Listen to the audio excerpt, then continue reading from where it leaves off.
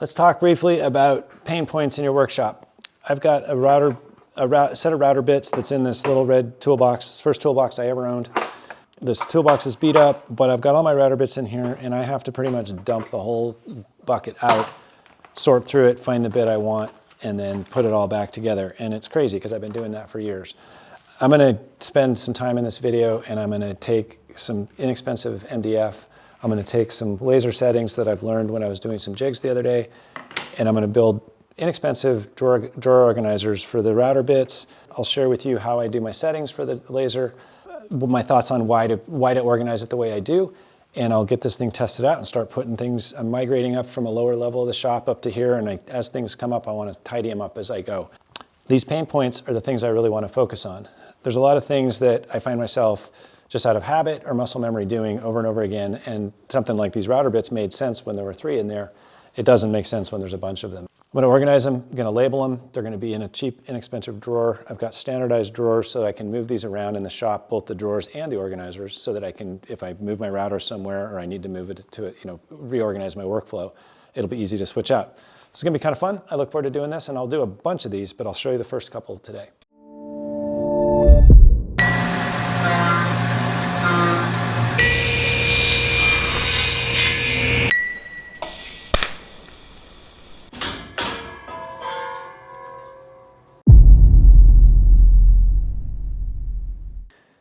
So when I was building these drawers, and these drawers are going to be standard throughout my shop, and they're going to have the same dimensions no matter, it'll be either this is a 2U drawer, this is a 1U drawer, and I did a separate video. I'll put a link up to it here in the corner and show you where that is. But I did a separate video where I kind of went through and did the routing on these and stuff, and to do that I needed to make some jigs. And I figured out with the settings on those jigs how to cut MDF. This is 3/8 inch MDF.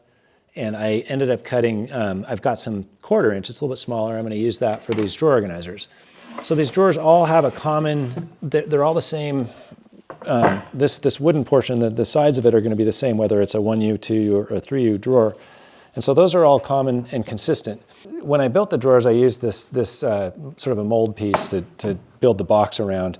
And I can measure that, and I've got my plans here too, and just to confirm it. But it's for me, it's 20 inches is my interior door dimension, and 15 1/32 in the other direction. And those dimensions are part of the way I'm doing my drawers to fit this modular size of these dog holes. But that aside, I'm just going to use this as, I'm going to overcut this just slightly. My laser has an 18 by 24 inch footprint that it can cut in. And there's no reason for me to have to get it all positioned, because getting your laser all squared and parallel and oriented, you don't need to do that. I'll just rough cut these slightly bigger, and then I'm going to draw it up, and I'm going to have it cut the perimeter and all the pieces inside. So first, I need to figure out my settings. It took me a while. I was using this little test pattern, and I cut a bunch of different patterns before I finally tuned in my settings for the laser. And I have those settings for the 3/8. So I'm going to cut just 1 or 2 blanks of full size, and then I'll do some cutting, some practice cutting with the 1/4 inch, and see if I can get the laser dialed into what I need to do. So to start with, I just need to break down the sheet. So MDF may not be everybody's favorite material, but one nice thing about it is that it completely recycles. So if, these drawer inserts are going to change, and I'm going to tear them out, and I'm going to toss them. And when I toss them, they can be composted and or ground up and used as future material, which is great.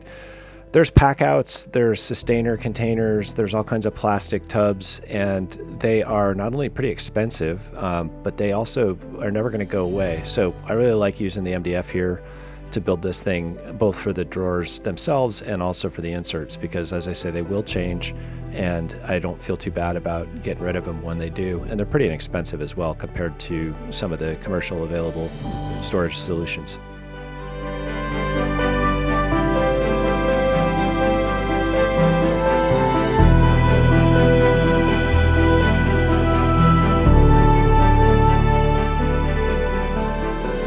All right, so I cut out a handful of blanks here that are about a 1/2 inch bigger in each dimension than the bottom of the drawer. So that gives me a little bit of margin to work with, and I'll let the laser cut it out exactly right.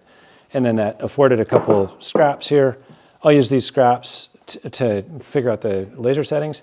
And I'm going to start by, because I need to draw some more complex shapes to create little inserts for them, I think I'll use one of the more common things, every time I use the router, I use these 2 wrenches for my porter cables to open them up and close them. And so that's a nice one to try to figure out dimensions of. And I think I'm gonna do, what I'll do is I'm gonna have to draw, freehand draw this in a CAD program, and I could put those 2 together because they always are used together. And I'll put a couple of little handholds in there for them. But I'll use that as my sort of test pattern so that as I'm trying to figure out the settings, I can also be verifying that I've got the wrenches drawn correctly. So I'll start by here just tracing on the wood, and I don't expect that I'll get this right the first time, but I'll trace this, and then I can go in and sit on the computer, and I'll try to draw this up, draw my little wrench shape up on the computer, and I'll use that as my first test pattern. All right, with the first drawing in there, I go ahead and I set up my laser, and the way this works is I save all my files as a PDF. So I put a little label on my, you'll see this when I get it cut, but I put a little label out that I'm gonna try to engrave, just wood burn in the name that I'm gonna put on there, and that would be for like the size of the bit or whatever. And then I'm gonna try cutting this out. And I've just got it on an arbitrary page. I've got my properties set up, and the book that comes with the laser has some settings, and I'm gonna record these settings, and I'm gonna actually record it in a way that I'm hoping other video watchers add to this. So I'll get the settings figured out first. So I say print here, loads it over to the laser, and then we go over to load a piece of stock into the laser and get it adjusted. Okay, so the laser, you can hear the fans running, and I've got it. I'll set my piece down in there. First thing I'll do is turn off kind of free up the thing to move around so that I can move my mirror head around. Turn on a little laser pointer, and it's probably very, very hard for you to see, but there's a little laser pointer, and that's telling me where the corner of the board is. So I'm gonna just move that in just a little bit inside my margin that I wanna have. And this thing's pretty parallel, so I should be pretty good.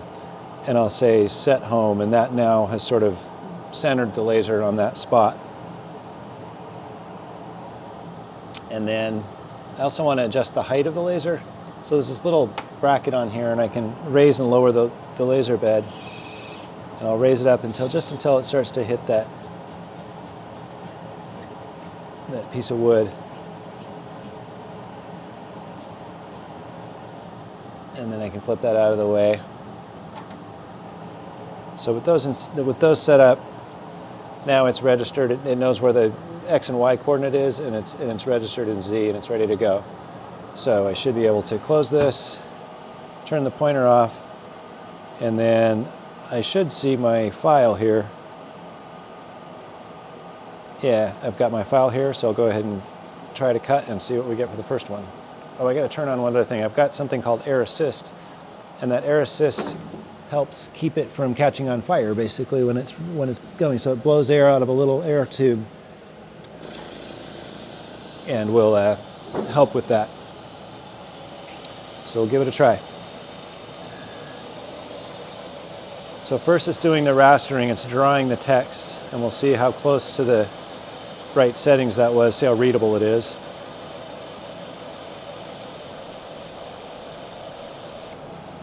And then now we'll see if we got the setting right for burning the pattern.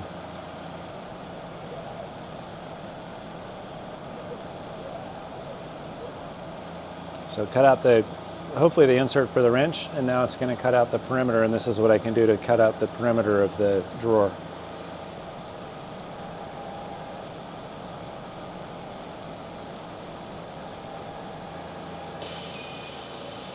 All right, let it clear out that smoke a little bit, and we'll see if it actually separated the pieces or how the cut did. Cut didn't go through. Not sure how well you can see this, but I'm gonna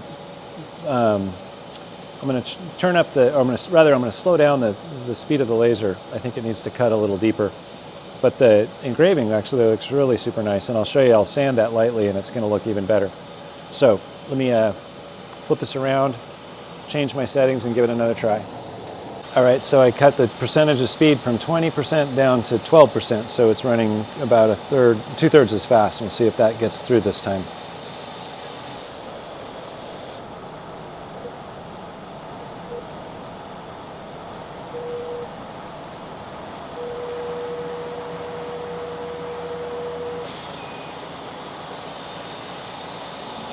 So we did that time. That's a little better.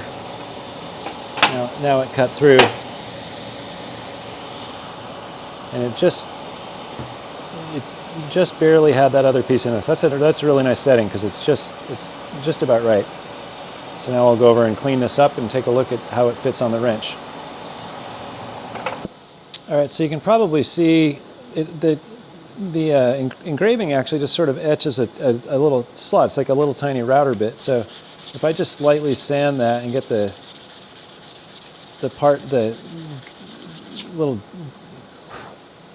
I get the smoke residue off of there, then that becomes really pretty readable. And then the same thing with the edges of this. If I just, this is just an old piece of 150 sandpaper. If I just sand that down a little bit, I get rid of the residue from the burning. So I sanded through the labeling there a little bit, so I got to be kind of careful when I sand or go to a light grit. I could try engraving a little bit deeper too. And then I found to get rid of some of the black residue from the burning, I just sand the edges a little bit of all the spots. Doesn't take much. It almost creates like a glaze where it burns. So, all right. And then the last thing to test is to see whether that wrench will fit in there. And not quite. I'm close, but that was my first stab at it. I need to extend it, but that's these odd shapes like this are going to be a little tougher. I'm going to use that end of it to pull it out of the slot. These will just vary. So I can go measure out what I need to change there. I think the rest of this fit looks pretty good. I could even tighten it up a little bit, and then I'll relabel this and add in maybe some router bits or another piece and just make it a little bit bigger test piece. To do one thing on this first test piece that seemed to work, I'm going to write down the settings that I used to cut with, and then I will know that I can recreate those easily. All right, here's the third try. Looks like the cutting is still working well.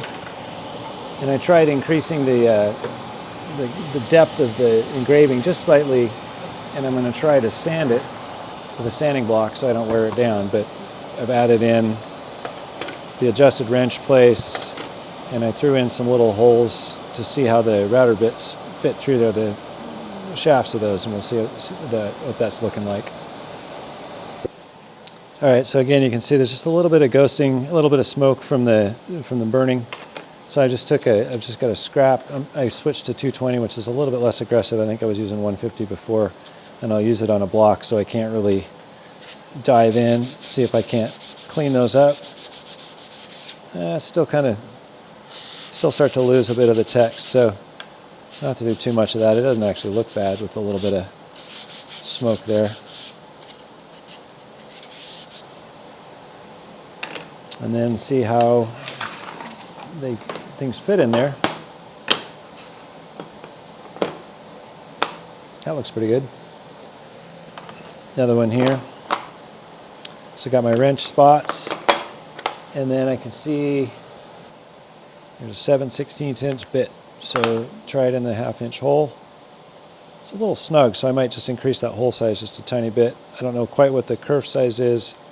And I think the cut ends up having a little bit of a bevel to it because the laser's coming down as a focusing and then spreading back out. And so there's a little bit of a shape to the hole size. So I can just increase that just ever so slightly to get that to fit through. It actually fits, but it's a little snugger than I need.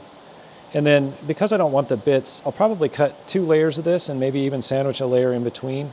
So I can build sort of a sandwich of these things and have a spot so that they don't rock around in there. Although that so far seems pretty good, but I think if I had it on the ground, that'd be pretty wiggly. All right, so with this setup now, I think I can go ahead and build a stack of several of these. So I'm going to use several blanks.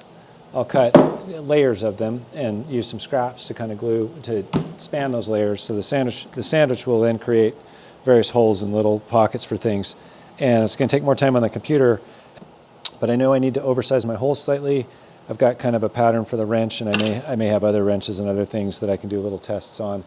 So now I'm going to go, and it'll take me a while on the computer, and I'll build up that stack, and I'll try to get these things sorted out. So as I get ready to draw up this thing, I realize I need to create a full inventory of all the different router bits I have. So I've had to run around to my routers and strip the stuff out of them and kind of sort through this box and see what else I have in here to sort of consider when I'm laying out my sandwich of things. And I came up with my little bushings and some other, toe plates and things that I want to add to that, collets. So I'll put that in the sort of stuff that doesn't change, because those are pretty much staying with the routers. And then I'll do specific ones, separate sub pieces for all these bits that I'm starting to sort through. So I made a handful of these little test pieces, because these wrenches are kind of tricky to get to the right size for. So I made some of these and kept working until I could get things to fit. And there's 3 different types of wrenches, and so I got a little cutout for each of those. The rest of the tools are sort of just geometric patterns that are pretty easy to get. So I got those pretty easily.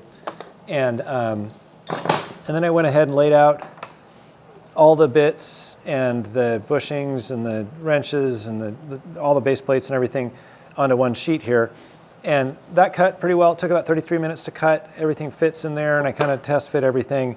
And now I'm going to cut a second layer, because there's some places where I want to be able to reach through and reach down and grab things. I'll show you what I mean by that.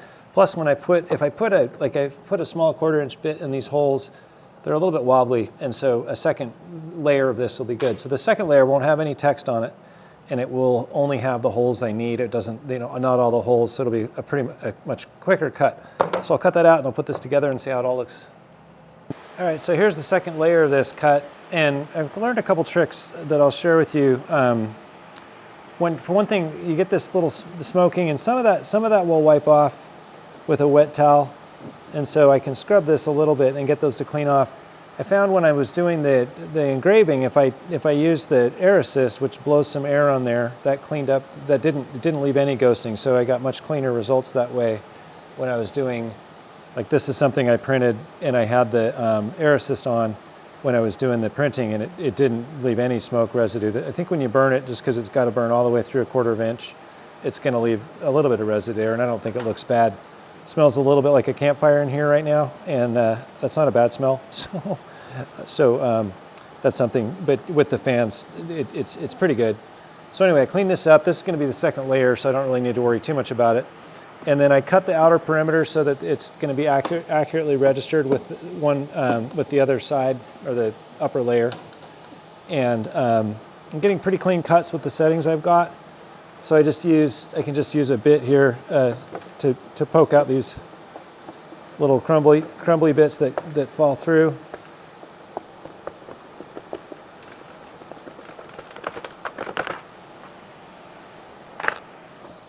Okay, so I've got my drawer here, and some of these bits, like this bit, is pretty tall, and so I have to go with a 2U drawer, a 1U drawer. Most of the stuff would fit in there, but some of these bits are tall enough that I need to go to 2.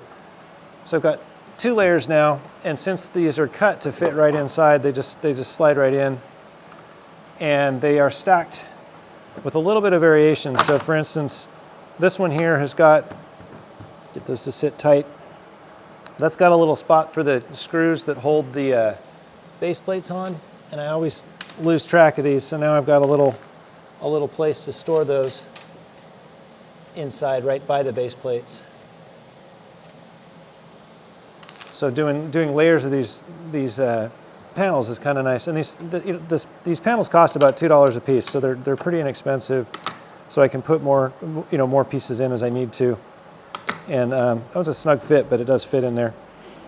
And then I've got my wrenches, and I made a second hole so that when that wrench, let's see, this one, when I reach through, it's easy to grab with my fingers in there, and that seems to work pretty well. Same thing with these. And these are for each of the different routers I have. And then now I'll go ahead and fill this in, and we'll see what it looks like with everything put in there.